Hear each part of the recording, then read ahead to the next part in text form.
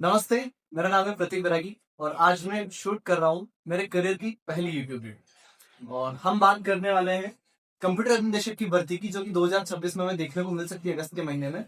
तो इसमें हम टेक्निकल सब्जेक्ट्स कवर करने वाले हैं और मेरे लिए शुरुआत कर रहे हैं डीबीएमएस के साथ, डेटाबेस मैनेजमेंट सिस्टम। तो इसमें हम क्या पढ़ने वाले हैं, क्या जानने वाले हैं, किस तरह से पढ़ने वाले हैं। चूंकि पहली वीडियो है तो धीरे धीरे आपको समझ में आएगा, बने रहिए मेरे साथ।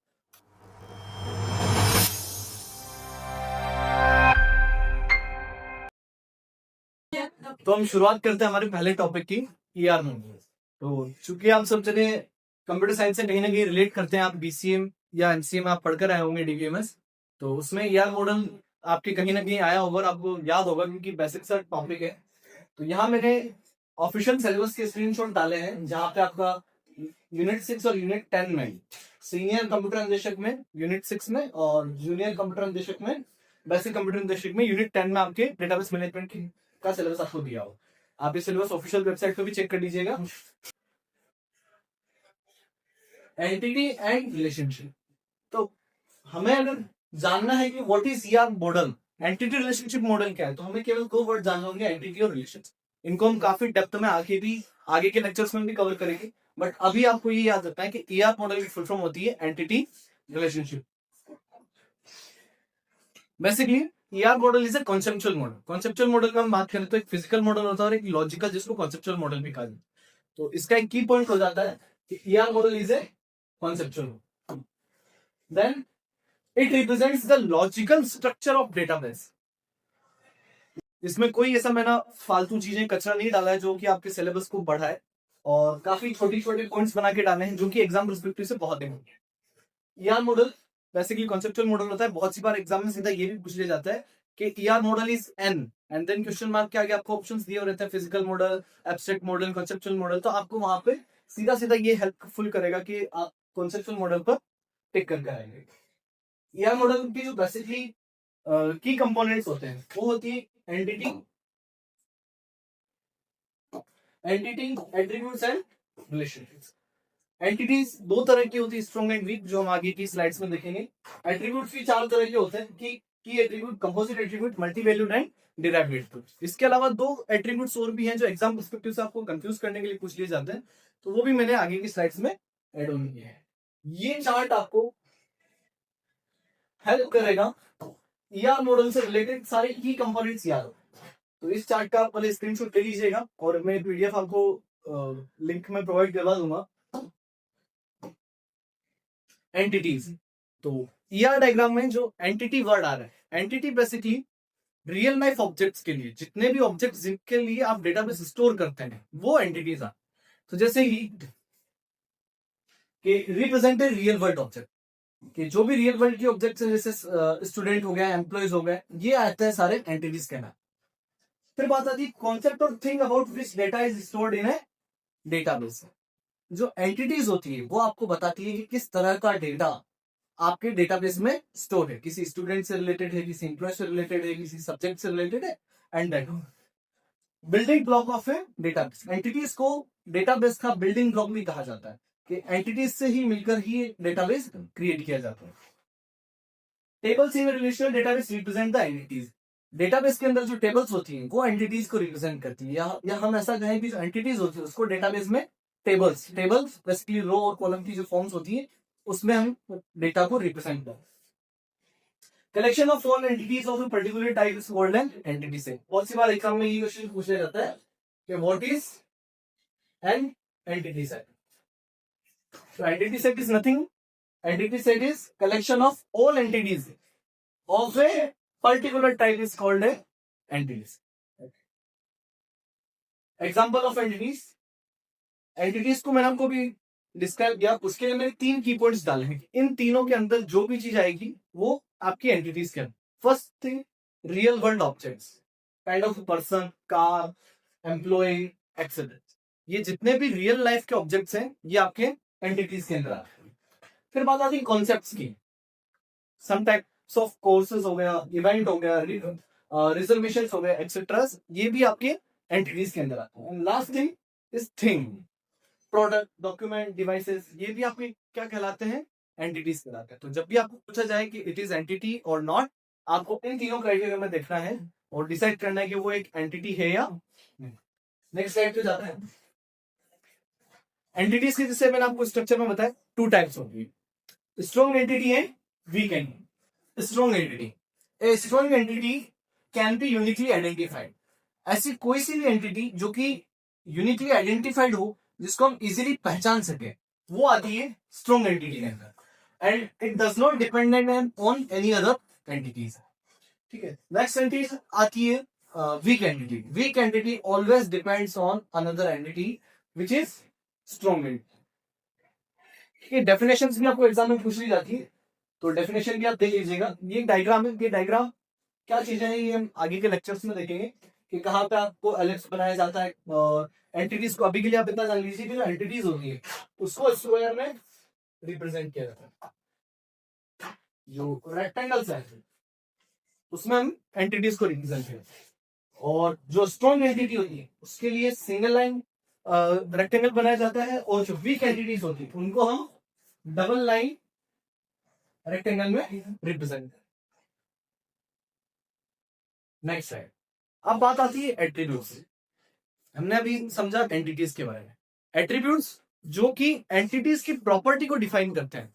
कोई भी रियल लाइफ ऑब्जेक्ट है उसकी कुछ प्रॉपर्टीज होगी, जैसे रियल लाइफ ऑब्जेक्ट हो गया एक स्टूडेंट, तो स्टूडेंट की प्रॉपर्टीज क्या हो सकती है? स्टूडेंट का नेम हो सकता है, उसके रोल नंबर हो सकता है, उसके फादर नेम हो सकता है, उसका एड्रेस हो सकता है। तो वही चीजें कहलाती है एट्रीब्यूट्स। एट्रीब्यूट्स की भी मैंने शॉर्ट में आपको डेफिनेशन दे रखी है, properties that define the entity type. वो प्रॉपर्टीज जो कि एंटिटी क्या है, किस तरह की, वो डिफाइन करती है, कहलाती है एट्रीब्यूट्स। फॉर स्टूडेंट एंटिटी मैंने आपको एग्जांपल दिया, roll number, name, date of birth, age, address and mobile number are the attributes. एक स्टूडेंट के लिए ये सारे क्या होंगे? एट्रीब्यूट्स होंगे। इसका भी ईआर डायग्राम है, ईआर डायग्राम के टॉपिक्स हम आगे पढ़ेंगे। तो ईआर डायग्राम में जो स्क्वायर है वो तो एंटिटी, जैसे मैंने आपको बताया, और ये जो ओवल्स बन रहे हैं एलिप्स, ये होते हैं हमारे एट्रीब्यूट्स। अब इसमें भी डबल लाइन एलिप्स भी है और सिंगल लाइन एलिप्स भी है। तो ये क्या होते हैं हम नेक्स्ट स्लाइड में देखें।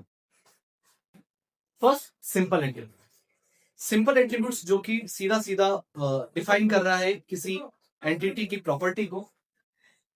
N attribute that cannot be further subdivided into components is a simple attribute. एक ऐसी प्रॉपर्टी जो कि उस एंटिटी से रिलेटेड है बट उसको आगे और सब डिवाइड ना किया जा सके, वो होती है सिंपल, उसको कहते हैं सिंपल एट्रीब्यूट। देन आता है की एट्रीब्यूट। की एट्रीब्यूट वो प्रॉपर्टीज जिससे उस एंटिटी को यूनिकली आइडेंटिफाई किया जा सकता है। जैसे स्टूडेंट अगर एंटिटी है तो उसके एट्रीब्यूट में एक रोल नंबर एट्रीब्यूट होगा, और उस एट्रीब्यूट में अगर रोल नंबर यूनिकली, एक रोल नंबर से स्टूडेंट को यूनिकली आइडेंटिफाई किया जा सकता है कि ये रोल नंबर एक पर्टिकुलर स्टूडेंट से रिलेटेड होगा, तो वो उसका कहलाएगा की एट्रीब्यूट। एग्जांपल देख लीजिए, सिंपल एट्रीब्यूट का एग्जांपल हो गया जैसे आईडी नंबर हो गया, जेंडर हो गया एंड मेनी मोर, जिनको आगे डिवाइड ना किया जा सके, वो होता है सिंपल एट्रीब्यूट। की एट्रीब्यूट ऐसा एट्रीब्यूट जो कि यूनिकली आइडेंटिफाई हो जाए, just example roll number. Roll number will be unique for each student. Her student के लिए रोल नंबर हमेशा यूनिक होगा, तो वो उस डेटाबेस में स्टूडेंट एंटिटी के लिए होगा की attribute. Composite attribute. Composite attribute वो होता है जो कि एक या दो या दो से ज्यादा एट्रीब्यूट से मिलाकर बनता है। जैसे कि एड्रेस की बात की तो एड्रेस में फर्स्ट लाइन एड्रेस हो गया, सेकंड लाइन एड्रेस हो गया, उसका जिप कोड हो गया, उसका विलेज नेम हो गया, डिस्ट्रिक्ट हो गया, तो ये सारे मिलाकर एक सिंगल एट्रीब्यूट बनाते हैं। तो ये जब कोई सिंगल एट्रीब्यूट मल्टीपल एट्रीब्यूट से मिलकर बनता है या कंपोजिट होकर बनता है तो उसको हम कहते हैं कंपोजिट एट्रीब्यूट। इसकी डेफिनेशन देख लीजिए, an attribute composed of many other attributes is called as composite attribute. Next slide में देखते हैं मल्टी वैल्यूड एट्रीब्यूट। एक single attribute, multi valued attribute is a single attribute which contains multiple values like a subject choice. A student can choose many subjects. So an attribute consisting of more than one value for a given entity is called multi-valued attribute. Example, phone number for a student, phone number can be more than one for a student. Okay. Then next आती है derived attribute. Derived attribute का ऐसा समझेंगे जैसे किसी और attribute से reference लेकर एक एट्रीब्यूट की वैल्यू आ रही है तो वो एट्रीब्यूट कहलाता है डिराइव्ड एट्रीब्यूट। जैसे कि अगर कोई एज का एट्रीब्यूट है तो चूंकि एक स्टूडेंट एंटिटी के लिए एज भी प्रॉपर्टी है, तो उसके लिए एज के लिए डेट ऑफ बर्थ से अगर एज कैलकुलेट की जा रही है, डिराइव की जा रही है, तो जो एज है वो कहलाता है derived attribute. An attribute that can be derived from other attributes is derived attribute. For example, age. Age of an employee that is derived from their date of birth. Next, descriptive attribute. Descriptive attribute मैंने यहाँ इसलिए add किया है आपके लिए क्योंकि इसका question exam में पूछा जा सकता है एक बार. डिस्क्रिप्टिव एट्रीब्यूट बेसिकली एक रिलेशनशिप को डिस्क्राइब करते हैं, रिलेशनशिप के बारे में बताते हैं कि ये रिलेशनशिप जो कि दो एंटिटीज के बीच में बनी हुई है, ये क्या डिफाइन करती है. जैसे कि descriptive attribute give information about the relationship set. जैसा मैंने आपको बताया, enrolment date is the descriptive attribute of enrols relationship between student and course. दो एंटिटीज है, स्टूडेंट एंड कोर्स, दोनों रिलेट की हो रही है एनरोल्स रिलेशनशिप से. एनरोल रिलेशनशिप का डिस्क्रिप्शन दिया जा रहा है कि एनरोलमेंट डेट से, तो जो एनरोलमेंट डेट का एट्रीब्यूट होगा वो होता है डिस्क्रिप्टिव एट्रीब्यूट. इसका क्वेश्चन मैं आपको आगे बताऊंगा जिस तरह से क्वेश्चन आया था. जैसे मैंने आपको पहले बताया था कि सीधा सीधा एंटिटी का एग्जांपल या एंटिटी क्या होती है ये भी पूछा जाता है. तो बहुत बेसिक क्वेश्चन है, पर इन्हीं बेसिक क्वेश्चंस में स्टूडेंट्स कहीं ना कहीं गलत करके आते हैं. Which of the following is the best example of an entity? Name, phone number, age and student. अब ध्यान से देखिए, अगर नेम, तो नेम किसी कोई रियल लाइफ ऑब्जेक्ट तो हो सकता है, बट ये more than object it is a property. Phone number is always a property, age is always a property. तो जो ये तीनों एग्जांपल्स दिए हैं इनको हम ऐसे डिफाइन करेंगे. Then last option student. Student is a real life object and this is the our student. इनमें चारों में option number D is your correct. Next question, what is an attribute in a database model? ये भी question आपको पूछा गया था कि what is an attribute. Attribute क्या होते हैं? एट्रीब्यूट की सीधी सीधी डेफिनेशन सब क्वेश्चन आया हुआ. ए प्रॉपर्टी और characteristics that describes an entity. एक प्रॉपर्टीज जो कि एक एंटिटी के बारे में बताती है वो कहलाती है एट्रीब्यूट. बिल्कुल सही जवाब है. बाकी ऑप्शन भी देख लीजिए. The number of rose in A table, ये भी एट्रीब्यूट नहीं कहलाता है. एक connection between two tables relationship होता है, एट्रीब्यूट नहीं होता है. ए डिस्टिंक्ट रियल वर्ल्ड ऑब्जेक्ट, ये खुद एंटिटी की डेफिनेशन है, ये एट्रीब्यूट नहीं. तो इसमें एट्रीब्यूट की जो डेफिनेशन है वो है कोई प्रॉपर्टी और characteristics that describe an entity. ऐसी छोटी छोटी डेफिनेशन से ही एमसीक्यूज बनते हैं, और इसलिए हमें जरूरी होता है कि जब हम पढ़ाई करें तो छोटी छोटी डेफिनेशंस को ही याद किया जाए, बजाय पूरा पूरा सिलेबस कवर करने में पैराग्राफ पढ़ने के लिए. Next question, an attribute that uniquely identify each entity in a set like a student ID is a. Attribute के मैंने आपको टाइप्स बताए, उन टाइप्स को आप देखो. एक ऐसा एट्रीब्यूट जो कि यूनिकली आइडेंटिफाई करो. जब भी ये वर्ड आता है यूनिकली आइडेंटिफाई, तो यूनिकली आइडेंटिफाई जब भी वर्ड आए तो आप सीधा सीधा रिलेट कर सकते हैं की एट्रीब्यूट्स.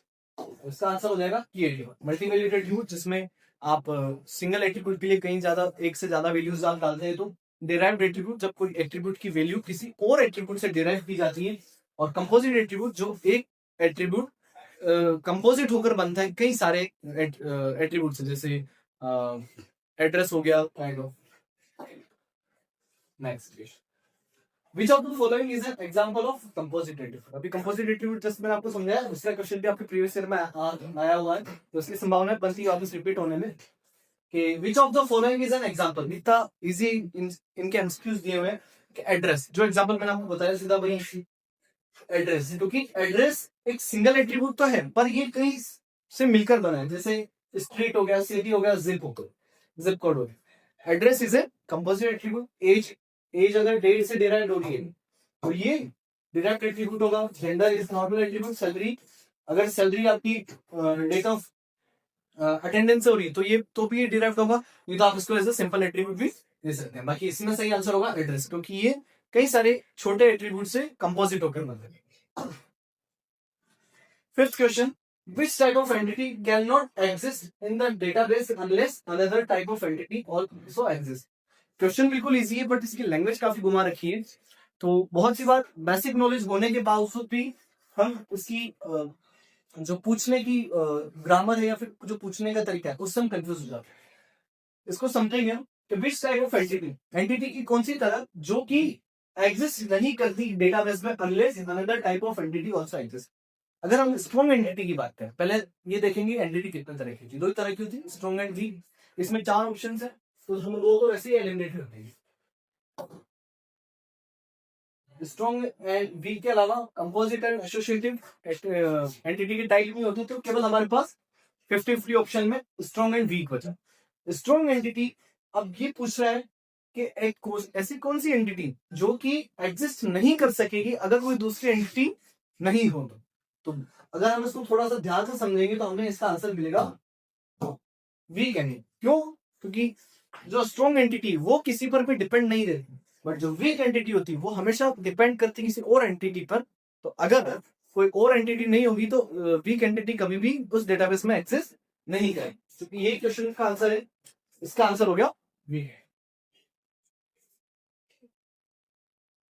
तो आज के टॉपिक के लिए बस इतना सा ही, और पहली वीडियो है तो हो सकता है कि कुछ इसमें आपके सजेशंस हो, तो सजेशंस कमेंट में जरूर लिखिए।